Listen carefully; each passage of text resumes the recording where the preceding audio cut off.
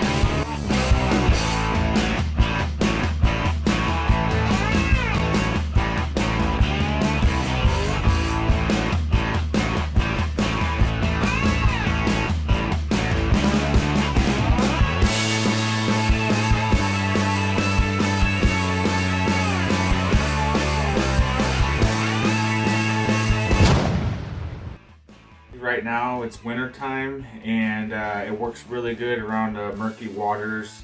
But first, what you're gonna need is you're gonna need some hooks. I like the 5/0 circle hooks. You could also use just the octopus hooks. Around 5/0's a pretty good general size. And if you don't know what an octopus is, it's just like a J-hook, except for what they're talking about the octopus is the eye right there on the end. It just curves, and that's just made for a special knot. That's all that's for. See, this one right here is straight, and that one's curved. That one's just made for a snail knot. That's all that's for. So it does, when you pull it your line a little bit with the octopus hook, it kind of pulls the tip upward a little bit when you yank on it. So yeah, that's the only difference. I've been using both of them for years, and they both work really good. So you're gonna need one of those kind of hooks. One of these sliders here with your snap swivel on the end of it, or this guy right here is a 3-way. This is how I've been doing it for years. This one, it ties the weight directly onto your line, unlike this to where you're gonna have a slip. This one's not gonna slip at all. But the good thing about this, having the 3-way on there, is you really feel the fish and you really feel the bites.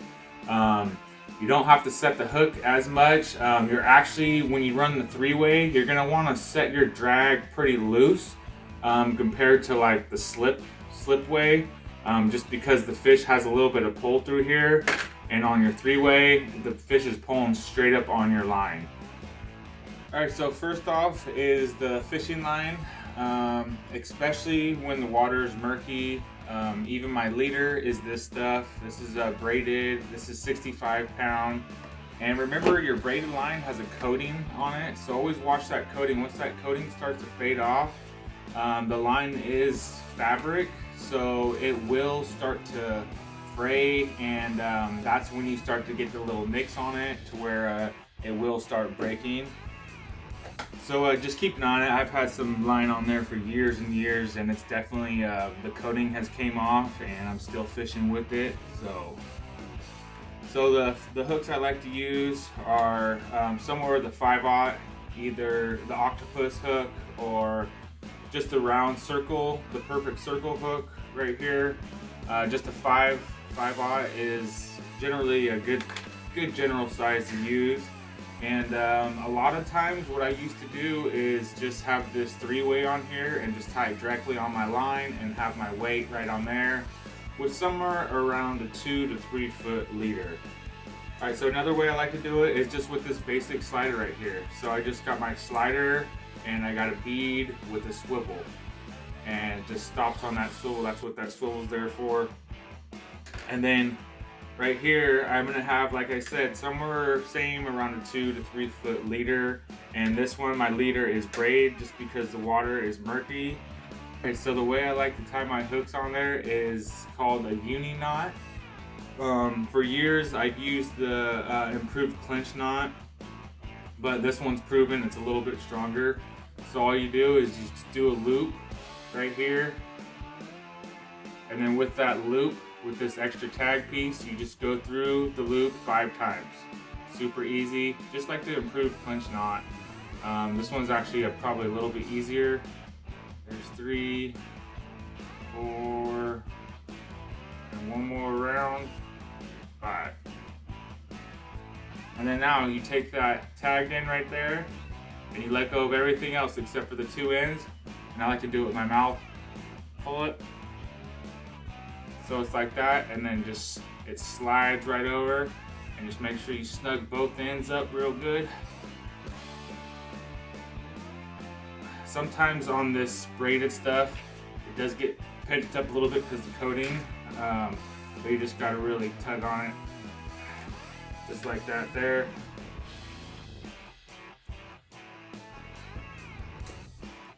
Cut it in.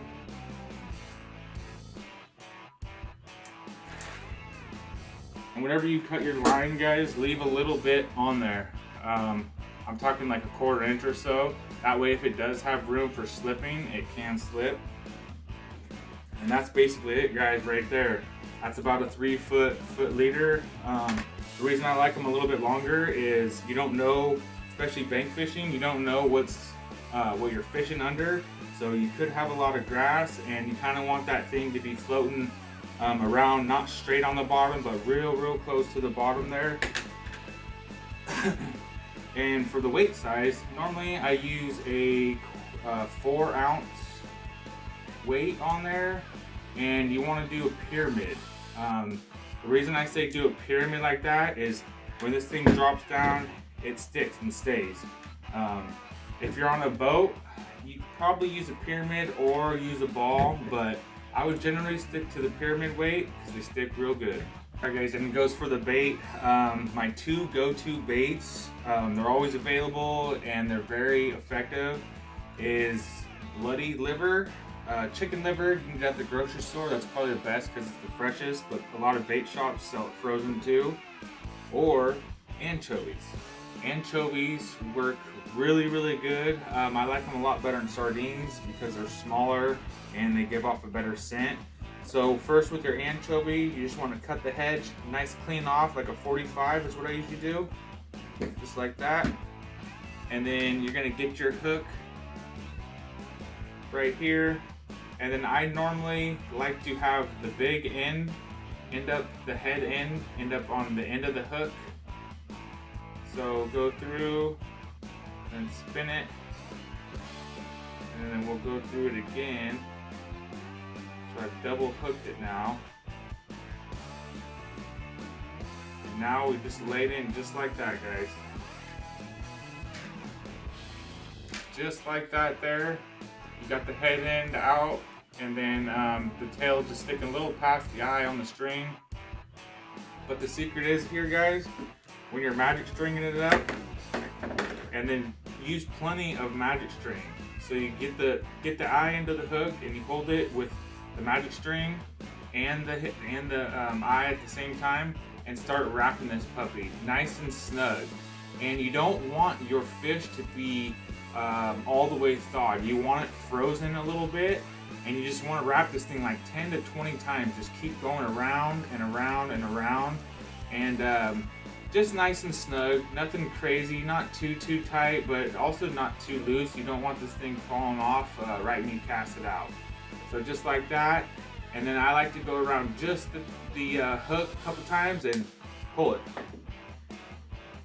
And right there, guys, that is your perfect anchovies. That's your perfect anchovy bait right there. and that's going to catch you a lot of fish. This one is one of my all-time favorites. Some people overlook it. Some people just don't want to touch it because it's really gross. But it's the chicken liver. Okay, the chicken liver is going to catch some big stripers. I caught some of my biggest stripers, guys, on this stuff right here. So what you're going to want to do is get it through the hook one time, just give it a spin and hook it back through. And now it's just kind of dangling on there like that. And then with your magic string, you want to start it, hold one of the sides of the string with your finger and just start wrapping it. First, I'd like to try and wrap it around the hook by itself just a couple times to get it nice and tight. And then I'll start going around the chicken liver. And the thing is, with this chicken liver, guys, you don't want to do it super tight. You want to do it nice and snug, but not so tight to where the line's just cutting straight through the chicken liver. As you can see right here, and you want to go good like 20 times around because you want this stuff to stay on your hook. And once you get this stuff to stay on your hook, man, it's going to put a bunch of that protein scent out for the striper, and these guys are going to find it down no matter what. See, I just pulled it off right there, and then bam, that's your bloody liver dripping all over my table here.